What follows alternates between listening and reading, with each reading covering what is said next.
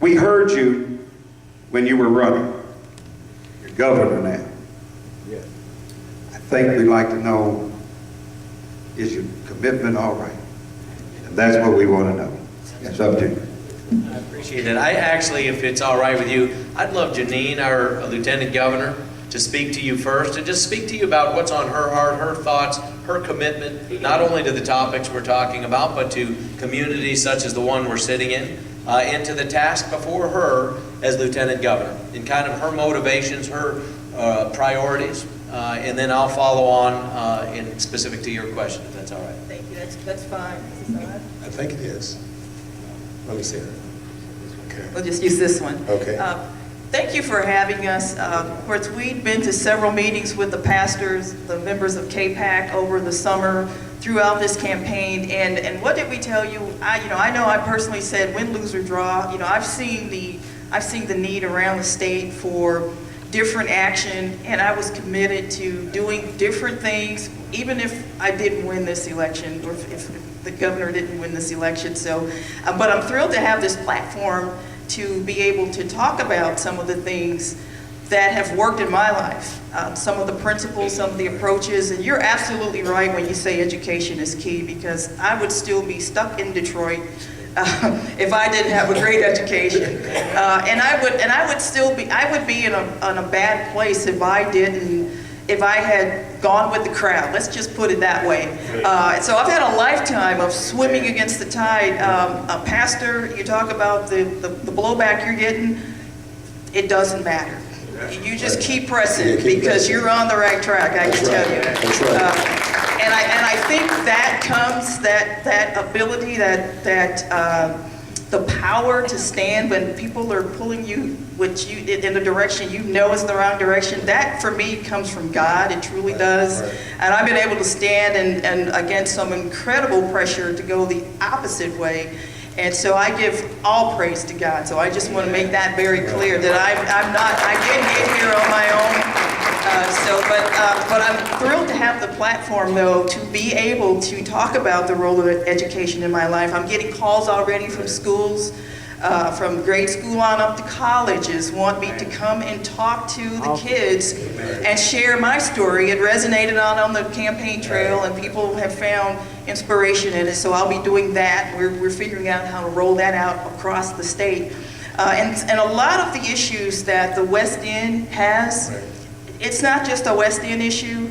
It's a poor issue, because I find that in eastern Kentucky. I've seen that in some of the poorest counties in Kentucky. The same dynamics, the same pressure to fail from your peers that I experienced growing up in Detroit. And so I will stand against that all day long, and I will be talking about that. And if we can start with the West End and get charter schools, I would be thrilled. I would be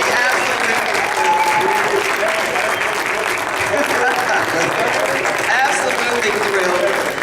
And so I am so honored to be elected with Governor Bevin and to serve in his administration, because he's going to do some fantastic things too for Kentucky, not just for the West End, but for all Kentuckians. And so it's my pleasure to introduce to you your governor, Governor Matt Bevin. Thank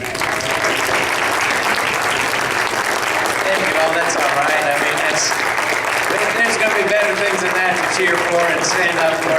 I'm grateful to each of you for being here. I truly am. I'm grateful for the spirit that has caused you to be out here on a, what is it, Tuesday? I don't even know what day. My days all run together these days, but on a Tuesday afternoon in the West End. There's other places, as was noted, that folks might be, and yet you've chosen to be here because this matters, and I appreciate it. I should just tell you right now, and people have asked me what I'm doing like this. Somebody was kind enough when I came in to help me put my jacket on, which is kind of.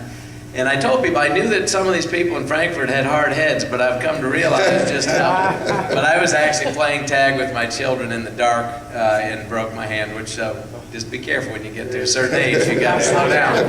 But I have been blessed by so much, including the encouragement and the friendship of folks like Pastor Stevenson and others. Pastor Stevenson and I have known each other for some years now, specifically around the charter school issue. Now, I want you all to know, This governor just didn't get into the charter school business when he decided to run for governor. That's right. One in 2010, you remember that? I do. 2010, we were having a march. Because at that time, the politicians were telling us, oh, ain't nobody talking, Stevenson ain't nobody talking about charter school but you. Well, we called a march in Shawnee Park, and lo and behold, it did rain. And we said, man, ain't nobody gonna come. The kids, no one was showing up. All of a sudden, here comes this old looking automobile. Hey now. I mean, it wasn't a new model. But all of a sudden, one child come out, 2 children come out, 3 children. I said, man, we got us a crowd. And so this man has been engaged into this with us almost since the beginning. He and Al Heiner, this has been something that they have done.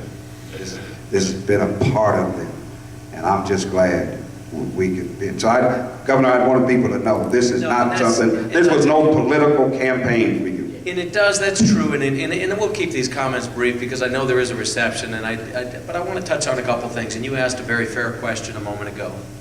And that is, where is the commitment? It's easy on the campaign trail. I will tell you this. If you think that these comments, just look around here. If this was a politically correct thing to be talking about, if this was a popular thing politically to talk about, this place would be packed. There'd be people waiting to get in from the outside. Trust me, if we were willing to talk about these things to run, we're sure as Blaze is not going to back off them now that the people have chosen us to represent them. We're not going to be.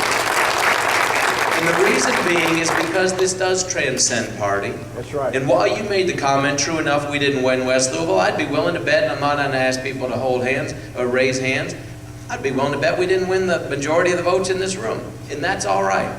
But I'll tell you this, the issue that is at hand transcends party. It transcends politics. It transcends color. It transcends location. It transcends all these other peripheral things because at the end of the day, educating our children is the point of this. And I was speaking to a woman who's a retired teacher, I think it's Barbara, is that right? I mean, we were speaking earlier and somebody made a comment in the back about, well, we need charter schools, and her comment was not to be dismissive of that. She said, we just need good education for our young people. At the end of the day, they're one and the same. They really are. There is no perfect solution. There is no silver bullet. There isn't. And I'm just a normal person. I'll tell you straight up. I don't come with a magic wand. I don't have power in this seat or any other seat to just snap my fingers, assuming I could, and make things happen. We don't have that ability. But what you do have in myself and in your Lieutenant Governor is somebody who is committed to fighting these battles because they are the right things to do. There was a comment made earlier about public schools in that they should not be seen as the adversaries and charter schools should not be seen as a threat. Let's be very, very clear. Charter schools are public schools. Right. That's right. Straight up. Charter schools are public schools. There are variations of charter schools, but many of them are public schools taught by public school teachers, attended by public school teachers, students, located in public school communities. And one big difference is that the bureaucracy and the regulations and the suffocation that prevents these good teachers and well-intentioned teachers from doing what they're trained to do and have a heart to do, we get that out of the way. It's that simple. Who really has a beef with that? I'll tell you who does. People for whom power trumps what's doing right by our children. Wow. That's who has a problem with it. And if they're being honest about you, this isn't about the children. It's about maintaining control of power. And we deserve better than that. We do. And our children deserve better than that because, as has been said, education is the ticket. And I'll tell you, it's a ticket to ride. And you give a young person an education, and you give them a ticket to get on that bus. They may choose to get off after one stop. They may choose to go 3 or 5 stops. They may go to the end of the line. But the key is they can't go anywhere if we don't give them that ticket to ride. And we owe them that opportunity. We owe them that opportunity. I want to challenge you as well on something, especially those of you pastors that are here and those of you representing the members of your congregation. There was a comment made, and I don't disagree with it. The question was asked, where does it start? And it was the third point of the 3 points that were being impressed upon us. And that point was, it starts in preschool. I would challenge you to rethink that only slightly. It starts in the home. It starts in the homes, and it starts in your church pews. It just does, straight up. And if you think differently, we've lost our way. And I would challenge you to double down on this and be committed to this and to do what is necessary. The degradation in communities like this has come about in large measure because the family unit no longer exists. It doesn't. There's 1,000 reasons for it. You can point fingers this way or that way, and that isn't the point of this. But the reality is, it's true enough. And what are each of you doing? What will I be doing as governor? What will your lieutenant governor doing? What will each of you who care about this issue be doing? What will those of you in the media be doing about ensuring that we do something to stem that tide of degradation? What are we going to do? We can talk about it.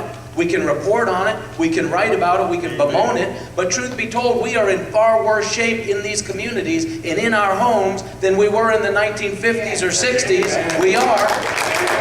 And for all the solutions and for all the public policy and all the things that we put in place that are supposed to be the solution, all we've done is create a sense of expectation and a sense of being beholden to things, and people who are now captives of the very systems that were supposedly put in place to help them. We deserve better than that. We owe better than that. And our administration is one that is going to fight to deliver better than that because it is the right thing to do. Simple as that. Simple as that.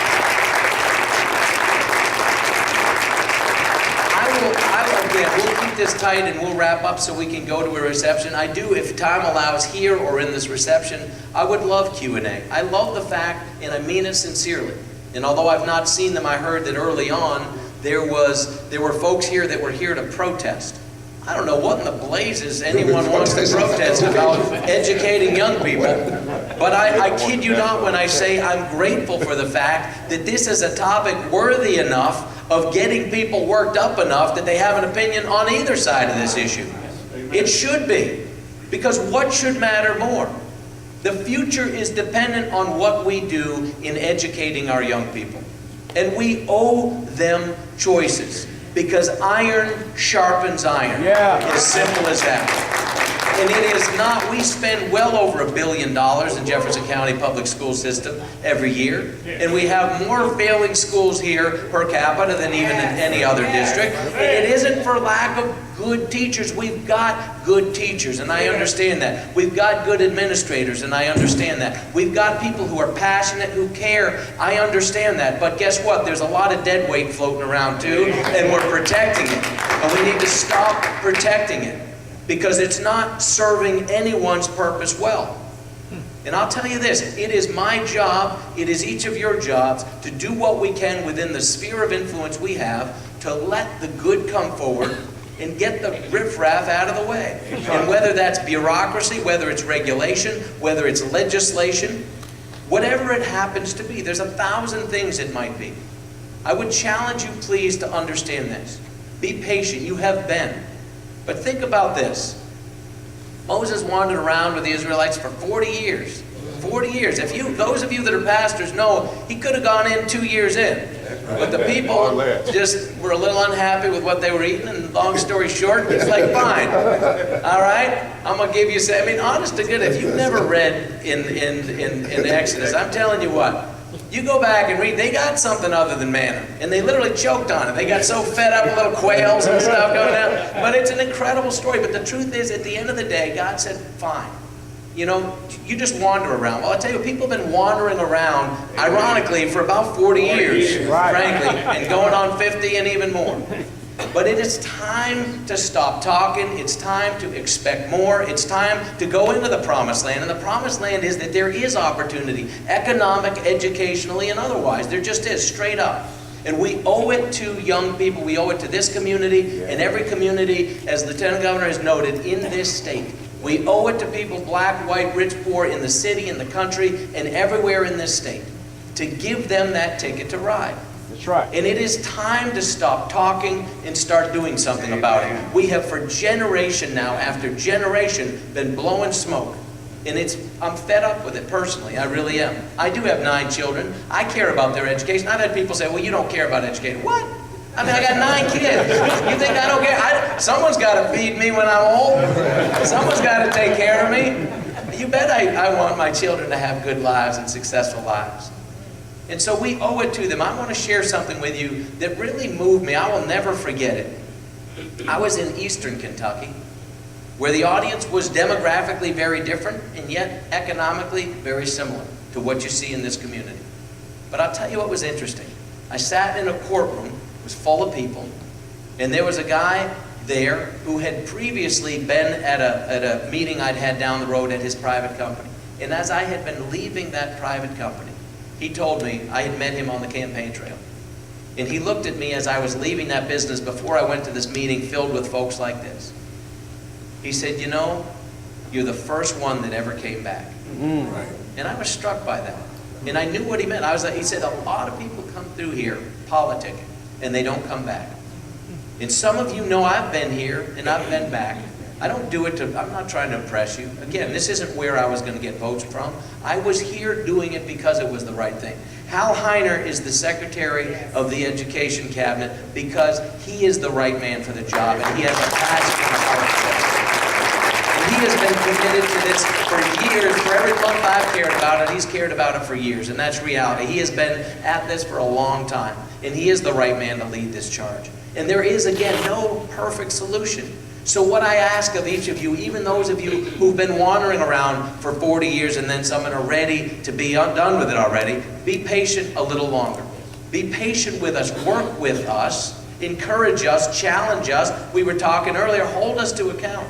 Hold us to account. There is no perfect solution, or is it going to happen instantaneously? But I'll tell you what, things are going to change because the priorities are going to change. And we are going to hold people to account. And we are going to, as has often been said, speak truth to power. And the power that resides in the teachers' unions and the power that resides in the bureaucracy of, in this case, Jefferson County Public School System, we're going to speak truth into that environment.